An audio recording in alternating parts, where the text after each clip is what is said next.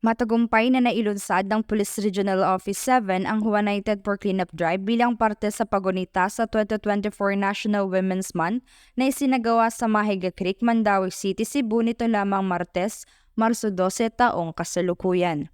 Ang aktibidad ay aktibong dinaluhan ng mga kababaihan ng Police Regional Office 7, Mandawi City Police Office, Lapu-Lapu City Police Office, Cebu City Police Office at mga National Operational Support Unit at National Administrative Support Unit kasama si Ms. Almi Joy S. Alianza, Area Branch Manager, Palawan Pawn Shop, Cebu North, bilang guest of honor and speaker na kinatawanan ni Ms. Ivy Manago, Branch Area Supervisor, Barangay Police Security Officer, at ang lokal na pamalang lungsod ng Mandawi City.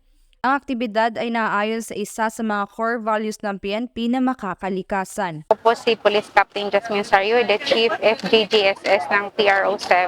Andito po tayo ngayon sa Mandawi City at Mahiga Creek at kinokondak po natin itong clean up drive to preserve our environment para siguraduhin natin na malinis ang ating kapaligiran.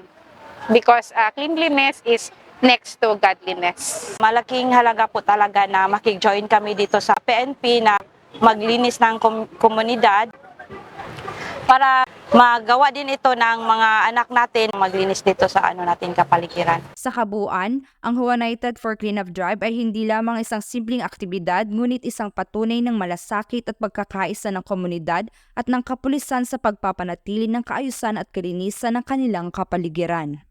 Mula dito sa Central Visayas, ako ang inyong PNN Correspondent, Patrolwoman Judith Nicanor, alagad ng batas, tagataguyod na balitang pulis.